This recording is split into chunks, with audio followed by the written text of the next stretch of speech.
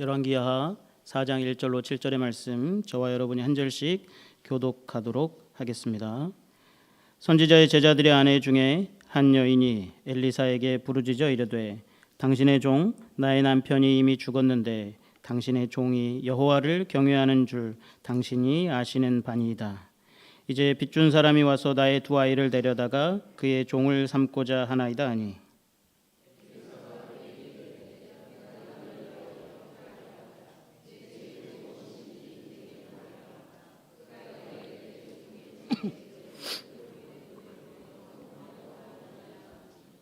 이르고 너는 밖에 나가서 모든 이웃에게 그릇을 빌리라. 빈 그릇을 빌리되 조금 빌리지 말고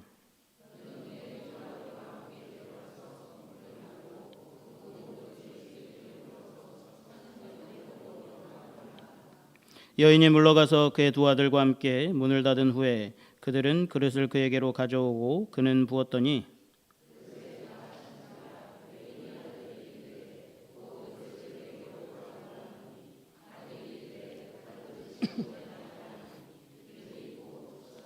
우리 함께 읽겠습니다. 그 여인이 하나님의 사람에게 나아가서 말하니 그가 이르되 너는 가서 기름을 팔아 빚을 갚고 남은 것으로 너와 내 두 아들이 생활하라 하였더라. 제가 다른 건 다 배웠는데 아직 자막 만드는 법을 못 배웠어요. 그래서 자막이 안 나옵니다. 그래서 양해를 좀 해주시고 그래서 따라 읽는 건 없을 것 같은데 그래도 말씀 나오면 같이 읽어주시면서 하면 좋을 것 같습니다. 작고하신 박완서 선생이 쓴 일상의 기적이라고 하는 책에 보면 이런 내용이 있어요. 제가 한번 읽어드릴게요. 덜컥 탈이 났다. 유쾌하게 저녁 식사를 마치고 귀가했는데 갑자기 허리가 뻐근했다. 자고 일어나면 낫겠거니 대수롭지 않게 여겼는데 웬걸 아침에는 침대에서 일어나기조차 힘들었다. 그러자 하룻밤 사이에 사소한 일들이 굉장한 일로 바뀌어 버렸다. 세면대에서 허리를 굽혀 세수하기, 바닥에 떨어진 물건을 줍거나 양말을 씻는 일, 기침을 하는 일, 앉았다가 일어나는 일이 내게는 더 이상 쉬운 일이 아니었다. 별수 없이 병원에 다녀와서 하루를 빈둥거리며 보냈다. 비로소 몸의 소리가 들려왔다. 실은 그동안 목도 결리고 손목도 아프고 어깨도 힘들었노라. 눈도 피곤했노라. 몸 구석구석에서 불평을 해댔다. 언제까지나 내 마음대로 될 줄 알았던 나의 몸이 이렇게 기습적으로 반란을 일으킬 줄은 예상조차 못했던 터라 어쩔 줄 몰라 쩔쩔매는 중이다. 이때 중국 속담이 떠올랐다. 기적은 하늘을 날거나 바다 위를 걷는 것이 아니라 땅에서 걸어다니는 것이다. 제가 일상이 무료하거나 삶이 가볍게 여겨질 때 혹은 하루의 삶에서 의미를 찾기 힘들 때 종종 떠올려 보는 책입니다.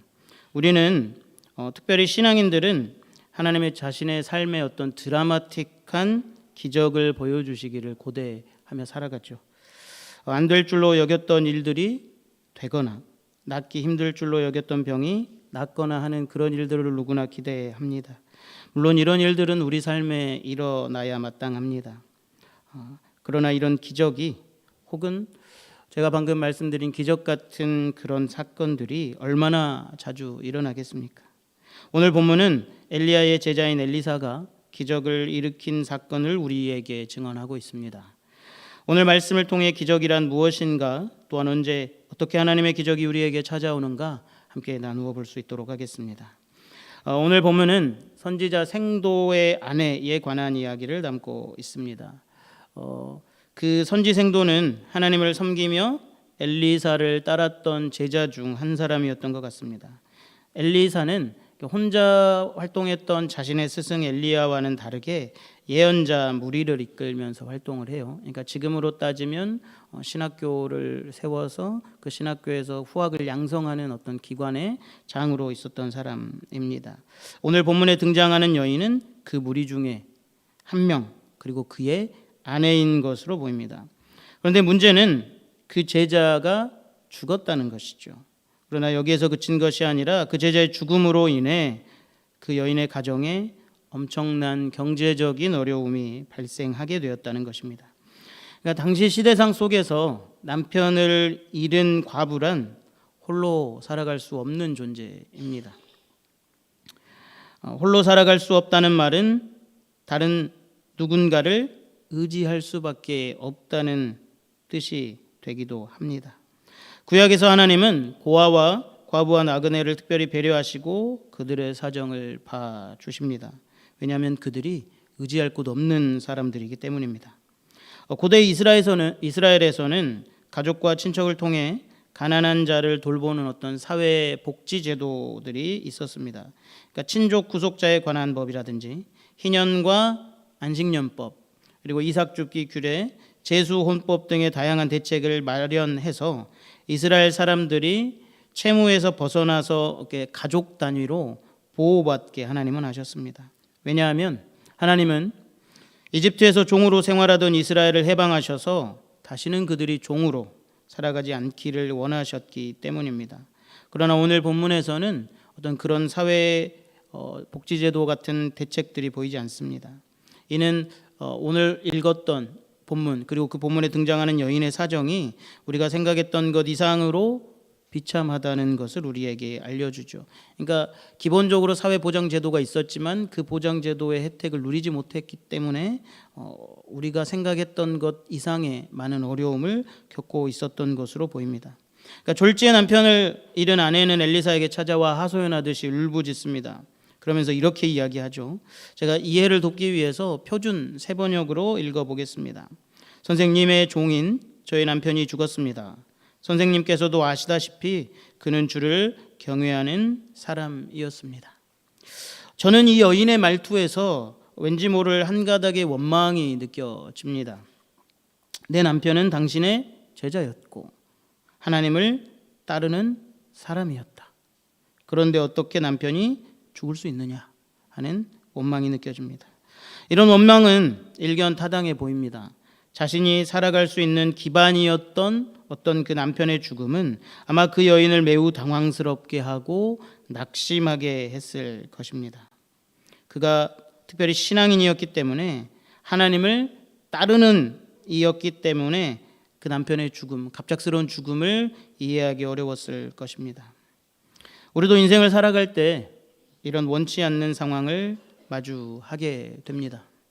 하나님의 일을 하고 하나님을 경외한다고 하여 나에게 세상의 어려움이 나를 비켜가지는 않습니다. 우리가 이미 경험적으로 알고 있는 진실이죠. 이 세상에 나 혼자인 듯 막막하고 주위를 둘러봐도 도와주리 하나 없는 캄캄한 어둠 속을 거닐 때가 꽤 많습니다. 기실 삶이 막막하다고 여겨지는 것, 그것은 그 순간이 힘들어서이기도 하지만 앞이 보이지 않을 때 더욱 힘든 법입니다. 그러니까 미래가 그려지지 않을 때 사실 우리는 우리의 삶이 버겁다고 여겨지죠. 이제 처음에 군대를 입대하게 되면 이제 우리 뭐 입대할 청년들도 있고 제대한 청년들도 있는데 지금도 그런지는 모르겠어요. 꼭 입대를 하게 되면 선임들한테 듣는 레퍼토리가 있습니다. 조용히 운동장으로 불러내요. 저 때는 그랬어요. 그리고 돌멩이 하나를 이렇게 주우라고 해요. 자기도 하나 딱 줍습니다. 그러면서 이렇게 이야기합니다. 자, 있는 힘껏 돌을 던져. 그러니까 선임의 명령이니까 어때요? 죽을 힘을 다해서 엄청 멀리 던집니다. 네. 그럴 때 뿌듯하게 미소 짓고 있으면서 선임도 돌을 하나 쓱 들어요. 그러더니 자기 발밑에 툭 하고 던집니다. 네. 그러면서 저를 쳐다보더니 이렇게 이야기해요. 이게 너와 나의 남은 군생활 차이야. 뭐 이쯤 되면 이제 거의 뭐 똥 씹은 표정을 하고 있죠. 뭐 제가 실제로 씹어보지는 않았지만 하여튼 그런 표정을 짓고 있습니다. 이런 비슷한 레퍼토리가 하나 더 있죠. 뜬금없이 눈을 감으라고 이야기해요. 그러면서 뭐가 보이냐 묻습니다. 당연히 아무것도 안 보이죠. 눈을 감았으니까. 아무것도 안 보입니다. 이렇게 소리를 지르면 뭐라고 합니까? 매우 얄밉게 이야기합니다. 그게 네 군생활이야. 맞습니다. 살면서 우리를 힘들게 하는 상황은 지금이 아니라 앞이 보이지 않을 때입니다. 그러니까 우리가 절망하는 지점도 바로 그 지점이죠. 그래서 신앙인들은 이때를 광야라고 표현하기도 하고 하나님이 계시지 않는 때라고 이야기하기도 합니다. 그러니까 그런 광야 같은 순간, 하나님이 계시지 않는 것 같은 순간을 이 여인은 걷고 있었던 것입니다. 복무쌍지 화불단행이라는 말이 있습니다. 복은 짝지 오지 아니하고 화는 홀로 다니지 아니한다라는 뜻이죠. 그러니까 좋은 일은 한꺼번에 오지 않고 나쁜 일은 겹쳐서 온다라고 하는 그런 말입니다. 그 말처럼 남편의 죽음을 애도할 시간조차 없이 그 여인은 또 하나의 문제를 맞닥뜨립니다. 바로 빚독촉에 시달리고 있는 것이죠. 어떤 연유인지는 모르겠지만 남편에게 빚이 있었고 빚쟁이가 그의 두 아들을 종으로 데려가겠다고 합니다. 그러니까 주님의 종이었던 그 가정이 빚쟁이의 종이 될 지경에 이르게 된 것입니다. 그러니까 경제적인 면을 책임졌던 남편의 죽음으로 인해 극심한 생활고에 시달렸던 여인, 그리고 이제는 자신의 두 아들마저 빼앗길 위기에 놓인 여인. 그러니까 자신의 힘으로는 해결할 수 있는 것이 아무것도 없는 그런 연약한 모습입니다. 그러나 그것은 지금 우리의 모습이기도 합니다. 인생을 살다 보면 자연스럽게 누가 말하지 않아도 깨달아지는 것이 있습니다. 젊은 시절에는 내가 노력하고 열심히만 한다면 무엇이든 내가 해낼 수 있을 것 같습니다. 어려움과 역경은 헤쳐나갈 수 있을 것만 같습니다. 그러니까 내가 바로 서지 않는 것이 문제지, 내가 열심히 하고 노력하고 똑바로 서 있다면 문제가 없을 것이라고, 문제는 바로 나라고 생각하기도 합니다. 그러나 아닙니다. 우리의 노력과 열정과는 관계없이 불현듯 찾아오는 어려움이 있습니다. 내가 가진 능력과 젊음과 노력과 열정으로 해결할 수 없는 막막한 문제들이 우리의 인생을 막아섭니다. 어떻게 해야 할지도 모를 아득한 인생의 막다른 길을 만날 때가 있습니다. 그런데 중요한 것은 그 막다른 길에 마주해야만이 보이는 다른 길이 있다는 겁니다. 인생의 신비가 바로 여기에 있습니다. 그리고 막다른 길은 우리에게 그동안 보이지 않았던 어떤 다른 길, 그 길, 즉 새로운 소망을 우리에게 허락합니다. 하나님은 우리가 도무지 자신의 힘으로 해결할 수 없는 문제에 봉착했을 때 우리의 인생을 구해 주십니다. 고린도후서 4장 8절에서 9절은 이렇게 증언하고 있습니다. 베드로전서 5장 10절입니다. 모든 은혜의 하나님 곧 그리스도 안에서 너희를 부르시사 자기의 영원한 영광에 들어가게 하시니가 잠깐 고난을 당한 너희를 친히 온전하게 하시며 굳건하게 하시며 강하게 하시며 털을 견고하게 하시리라. 아멘. 하나님은 우리가 당하는 어떤 고난을 그저 보지 않으시고 우리에게 새로운 길을 열어주십니다. 성경은 그것을 기적이라고 부릅니다. 그러니 우리의 인생의 위기가 찾아올 때 그것이 하나님의 기적을 경험하는 기회라는 사실을 우리가 꼭 믿음으로 고백할 수 있기를 바랍니다. 여인의 절망적인 상황을 들은 엘리사, 그 엘리사가 묻습니다. 내가 너를 위하여 어떻게 하랴? 그리고 집안에 남아있는 것이 무엇이냐고 묻죠. 그러니까 엘리사는 나를 도와주세요라고 하는 그 여인의 도움의 요청에 반대로 너가 가지고 있는 것이 무엇이냐, 너가 가지고 있는 소유가 무엇이냐를 묻습니다. 성경의 기적 대부분은 이렇듯 우리가 가지고 있는 것으로부터 시작합니다. 엘리사의 스승인 엘리야도 사렙다 과부의 밀가루와 기름을 통하여 기적을 행하였고, 예수님도 가나안 여인의 혼인잔치에서 물을 포도주로 바꾸셨습니다. 갈릴리에서 오병이어 기적을 행하실 때도 우리 주님은 너희에게 떡이 몇 개나 있느냐라고 물으셨습니다. 이처럼 하나님은 우리에게 있는 것으로 우리의 문제들을 풀어 가십니다. 이것이 바로 하나님의 방법입니다. 우리는 마치 기적을 대단한 것으로 여깁니다. 그리고 그런 기적은 전에 볼 수 없었던 어떤 새로운 것, 나에게 없는 무언가로 이루어지는 것이어야 한다고 그래 생각합니다. 그래서 내가 가진 것으로 기적을 시작하려고 하는 그 하나님의 의도에 의문을 갖습니다. 이것으로 되나? 더 무언가 대단한 것이 있어야 하는 것 아닌가? 왜냐하면 내 주변에 있는 것은 새로운 것 없고 그저 일상적인 것이어서 이것이 기적의 출발이라고 하는 그 사실을 온전하게 신뢰하지 못하기 때문입니다. 그러나 오늘 본문이 우리에게 알려준 바와 같이 하나님이 보이시는 그 기적, 그리고 그 기적의 시작이란 우리가 일상에서 흔히 발견할 수 있는 것, 이미 우리에게 주어진 것일 때가 많습니다. 걷지 못하는 사람이 일어나 걷는 것을 기적이라 말하지만 내가 두 발로 걸어 다니는 것은 기적이라 여기지 않습니다. 보지 못하는 사람이 보는 것은 기적이라고 말하지만 내가 두 눈으로 볼 수 있는 것을 기적이라고 여기지는 않습니다. 오늘 본문에 등장하는 이러한 기적의 시작이 평소에는 있는지도 모를, 그리고 있지만 지금 이 상황에 신경 쓰지도 않았을 그 여인의 집안에 있는 기름 한 그릇으로 시작한다는 사실을 우리는 잊지 말아야 합니다.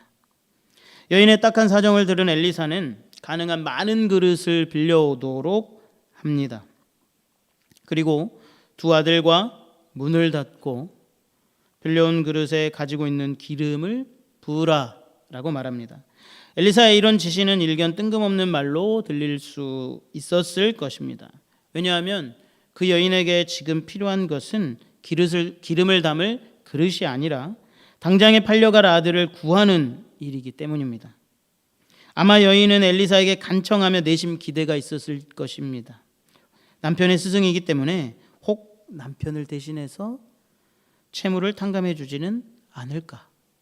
많은 이들이 따랐고 제자들 또한 많았으니 아마 가진 것이 적지 않을 터 혹시 직접 빚을 갚아 주어 고통과 괴로움 중에 있는 나를 구해 주지는 않을까. 그리하며 남편에 이어 아들까지 잃어버리는 이 초유의 사태를 그가 막아줄 수 있지 않을까. 그리한 마음을 아마 품었을 것입니다. 그래서 엘리사에게 간청하죠. 그러나 들려오는 엘리사의 답변은 그 여인이 기대했던 어떤 기대와 상식과는 매우 동떨어진 답변이었습니다. 아마 저였다면 이렇게 물었을 거예요. 아니 왜 그릇을 빌려와야 하죠? 라고 물었을 겁니다. 그러니까 내 상황을 해결하는 것과 그릇을 빌려오는 것이 무슨 관계가 있을지 그래도 요청하는 사람 입장이니까 조심스럽게 물었을 것입니다. 그리고 이해하지 못해 지금 내 상황에서 필요한 것은 그릇 몇 개가 아니라 빚을 탕감해 주는 것이라고 항변했을 것 같습니다. 엘리사의 답변이 내 수준으로 이해할 수 없는 것이었기 때문에 저는 아마 그렇게 되물었을 겁니다. 그러나 여인은 달랐습니다. 5절은 여인이 엘리사에게 들은 그대로 행하는 장면을 우리에게 보여줍니다. 5절을 제가 읽어보겠습니다. 여인이 물러가서 그의 두 아들과 함께 문을 닫은 후에 그들은 그릇을 그에게로 가져오고 그는 부었더니, 묻고 따지고 지금 중요한 것은 이것이라 아니라고 항변하지 않고 대신 엘리사가 명령한 그대로를 따를 뿐이었습니다. 이것이 막다른 길에 몰린 그 여인이 기적을 경험한 또 하나의 통로입니다. 히브리어 원문을 통해 엘리사의 지시와 여인의 순종을 비교해 보면 이 여인의 순종이 확연하게 드러납니다. 엘리사는 총 7번의 명령을 합니다. 말하라, 가라, 빌려라, 들어가라, 문을 닫으라, 부으라, 옮겨놓아라. 이게 지금 명령조로 쓰였던 것이거든요. 그러니까 총 7번의 명령을 하죠. 여인은 엘리사의 내키지 않은 마음, 그 마음으로 행한 것이 아니었습니다. 그러니까 뭔가 그 명령을 듣고 나서 찜찜했지만 한 것이 아니었어요. 적극적인 자세로 그것들을 행합니다. 자신의 두 아들까지 불러서 그가 명령했던 그 명령을 그대로 이행합니다. 신앙인이라면 누구나 어려움을 마주할 때 하나님께 아뢰죠. 자신의 사정을 아뢰고 자신을 이 어려움 중에서 구해 주시기를 간곡히 기도합니다. 그러나 정작 그렇게 기도하고 나서 하나님의 말씀이 우리를 찾아올 때 과연 우리는 하나님의 말씀에 있는 그대로 순종하고 있습니까? 하나님의 말씀이 속히 이 상황을 벗어나고 싶은 나의 기대와 바람과 다를 때, 상식적이지도 않고 이해하기도 어려울 때 우리는 어떤 반응을 보이십니까? 하나님, 지금 그것이 중요한 것이 아니라 이것이 중요합니다 라며 하나님을 가르치고 있지는 않으십니까? 만일 그렇다면 우리는 우리의 태도를 바꾸어야만 합니다.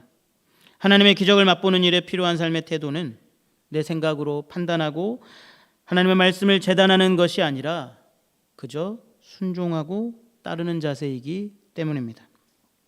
이사야서 55장 8절에서 10절은 우리에게 이렇게 가르칩니다.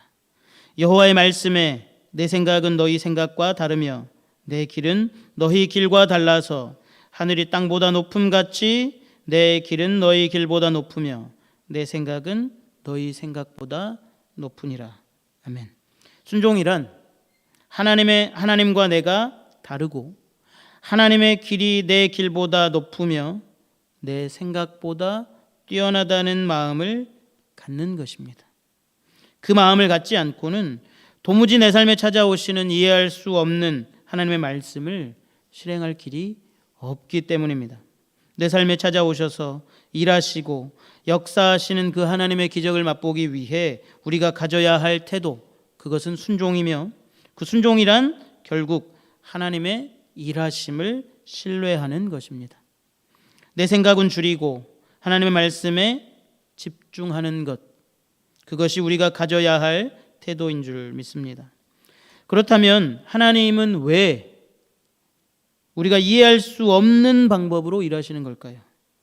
왜 그릇을 빌리고 기름을 붓고 다시 되팔아야 하는 지난하고 번거로운 과정을 통하여 일하시는 걸까요? 그저 돈 주거나 빚쟁이들에게 해를 가했다면 쉬웠을 텐데 왜 이렇게 복잡하고 어려운 과정들을 거치십니까? 그것은 하나님의 기적이 우리의 헌신과 수고와 짝하기 때문입니다. 또한 하나님의 기적은 믿음의 시선과 수고가 필요하다는 사실을 우리에게 알려주시기 위함이기도 합니다. 본인은 아무것도 하지 않으면서 그저 하늘에서 무언가 뚝 하고 떨어지는 요행만을 바라는 사람으로 살아가기를 원하시지 않기 때문입니다. 하나님이 만약 단번에 문제를 해결해 주신다면 우리 입장에서야 편하겠죠. 그러나 그 상황이 만약에 반복되면 어떻게 되겠습니까? 우리의 내면은 약해질 대로 약해지고 영적으로 게으른 자가 되거나 나태하여 스스로 망치는 지경이 될 것입니다. 그런 이들에게는 하나님이 더 이상 하나님이 아니라 그저 도깨비 방망이가 될 뿐입니다. 그러므로 우리는 하나님의 이해할 수 없는 말씀에도 그분의 뜻하신 바가 있다는 확신으로 묵묵히 순종하여야 할 것입니다. 그때 하나님의 일을 보게 될 것입니다. 그렇다면 그런 순종은 무엇을 통하여야 할 수 있습니까? 그릇을 빌려온 여인에게 엘리사는 모든 문을 닫고 모든 그릇에 기름을 붓도록 했습니다. 저는 궁금했어요. 왜 문을 닫게 했을까? 빚쟁이가 갑자기 들이닥칠까 봐? 아니면은 그 기적이 일어나는 현장을 아무도 목격하는 사람이 없게 하려고? 그렇긴 할 것 같아요. 막 기적이 일어나는 현장을 누가 목격하면 자기가 귀찮아지잖아요. 막 계속 따라오면서 저에게도 막 베풀어 주세요 이러면은 귀찮으니까 그래서 문을 닫으라고 한 것일까? 엘리사가 문을 닫게 한 실제적인 이유는 기록되어 있지 않으니 모르겠습니다. 그렇지만 한 가지 알 수 있는 진실은 문을 닫았다라고 하는 것은 하나님과 오롯이 대면하는 시간, 즉 하나님과 깊은 사귐으로 들어가는 것을 뜻한다는 것입니다. 우리의 삶에 기적이 찾아오는 순간 그것은 바로 하나님과 오롯이 대면할 때입니다. 하나님과 오롯이 대면할 때 하나님께서 일하시기 시작합니다. 그렇지만 실제 우리의 삶은 이와는 매우 다르죠. 우리는 급한 일이 있거나 해결할 수 없는 문제와 마주할 때 하나님을 찾을 것 같지만 오히려 하나님을 멀리할 때가 많이 있습니다. 급한 문제 앞에서 하나님께 나아와서 기도는 하지만 정작 우리의 관심과 시선은 우리를 둘러싼 문제에 집중되어 있을 때가 많습니다. 삶을 살다 보면 마주하는 많은 어려움 앞에서 우리가 집중해야 하는 것, 그것은 바로 하나님이건만 정작 그 문제의 해결을 위해 하나님이 아니라 오히려 그 문제 자체에 집중하는 우리의 모습을 보게 됩니다. 이는 마치 아픈 부위의 치료를 위해 의사를 찾아가지만 의사가 하는 말과 처방에는 귀를 기울이지 않고 아픈 곳만 바라보며 걱정하고 있는 것과 다르지 않습니다. 하지만 낫기 위해 우리가 할 것은 진단과 처방을 내리는 의사에게 집중하는 것이지 내가 아픈 그 부위를 바라보는 것이 아닙니다. 아픈 부위만을 바라봐서는 결코 나을 수 없습니다. 그러나 우리는 때때로 이러한 사실을 잊고 살아갑니다. 하나님을 바라봐야 하지만 하나님이 아니라 내 문제만 바라봅니다. 여인은 문을 잠그고 들어가 아무도 방해하지 않는 장소와 시간 속에서 엘리사가 자신에게 부여한 명령을 그대로 따릅니다. 문을 닫았기 때문에 외부와 완벽하게 단절된 상태에서 그 상태에서 자신이 해야 할 그 일에 집중할 수 있었습니다. 하나님의 말씀이 우리의 삶 속에서 이루어지기 위해서 우리가 해야 할 것, 그것은 외부로부터 들려오는 소음을 차단하고 온전히 하나님께만 집중하는 것입니다. 역대하 16장 9절은 이렇게 고백합니다. 전심으로 자기에게 향하는 자를 위하여 능력을 베푸시나니. 문을 닫는다는 행위 그 자체로는 특별할 것 하나 없지만 여인은 문을 닫음으로써 하나님을 향한 신뢰와 자신을 둘러싸고 있는 문제의 해결을 바라는 전심, 그 전심의 마음을 하나님께 보여드린 것입니다. 전심으로 하나님의 말씀에 순종하여 그대로 행했을 때 놀라운 이적을 경험하게 되었습니다. 사랑하는 성도 여러분, 혹 삶에서 도저히 해결할 수 없는 문제를 마주하셨습니까? 그때가 오히려 하나님과 깊은 교제로 들어갈 수 있는 기회임을 기억하시기 바랍니다. 그동안 여러 가지 이유로 잊고 있었던 하나님과 그 하나님께 온전하게 집중할 수 있는 기회임을 기억하시기 바랍니다. 하나님은 자신과 깊은 교제 속으로 들어오는 인생들을 통해 자신을 드러내시며 자신의 일을 해나가십니다. 그렇게 삶 속에 드러난 하나님의 역사가 우리에게 기적이 됩니다. 빌려온 모든 그릇에 기름이 가득 찼을 때 기름이 그쳤던 것처럼 하나님께 집중하고 오롯이 그분과 대면할 때 우리의 삶에 놀라운 일이 일어납니다. 그리고 그런 기적을 경험하는 우리 성도님들 되시기를 바랍니다. 여기까지 이야기하니까 보통 제가 사랑하는 성도 여러분 이렇게 하면은 말씀이 마무리되는 시간이라고 생각하셔서 매우 좋아하셨을 거라 생각하는데 그래서 여기까지 이야기 딱 하고 나니까 설교가 끝났다 생각하고 이제 기도하려고 고개를 숙이는 분들이 몇 분 계신 것 같은데 죄송합니다. 아직 안 끝났습니다. 하여튼 우리는 우리의 삶에서 기적이 일어나는 것으로 끝나면 안 돼요. 왜냐하면 이렇게 만약에 마무리하면 우리는 우리 삶에 일어난 기적에만 초점을 맞출 우려가 있기 때문에 그렇습니다. 사실 우리 삶에 이런 기적이 매번 일어나진 않죠. 우리가 늘 기적 같은 순간을 바라보며 살아가지만 그것이 특별한 주님의 은혜임을 알기에 기적만을 구하기보다 기적 이후의 삶에도 우리는 신경을 기울여야 합니다. 자, 빈 그릇에 기름이 차는 이적을 경험한 여인은 어떻게 반응합니까? 7절을 제가 읽어보겠습니다. 그 여인이 하나님의 사람에게 나아가서 말하니 그가 이르되 너는 가서 기름을 팔아 빚을 갚고 남은 것으로 너와 내 두 아들이 생활하라 하였더라. 자, 먼저 그 여인은 하나님의 사람에게 나아가서 이 사실을 있는 그대로 자신에게 벌어졌던 그 사실을 있는 그대로 말했습니다. 그러니까 놀라거나 기뻐함 없이 그저 담담하게 자신에게 일어났던 사건, 사실을 말했을 뿐입니다. 그러니까 자신에게 일어난 일이 하나님의 은혜임을 알고 당연히 이루어질 것 알고 겸손하게 반응한 것이죠. 어떻게 그 사실을 알 수 있습니까? 자기에게 일어난 일이 하나님의 은혜였다는 것, 그것을 그 여인이 어떻게 알 수 있었습니까? 바로 여인이 엘리사를 부르는 호칭에서 알 수 있어요. 그러니까 엘리사를 부르는 호칭이 달라졌어요. 전에는 당신이라고 불렀다면 이제는 하나님의 사람이라고 부릅니다. 이 말이 뜻하는 바가 무엇이겠습니까? 자신에게 일어난 일이 엘리사라고 하는 능력 있는 한 개인의 한 것이 아니라 하나님으로부터 왔다는 사실을 깨달아 알게 된 것이죠.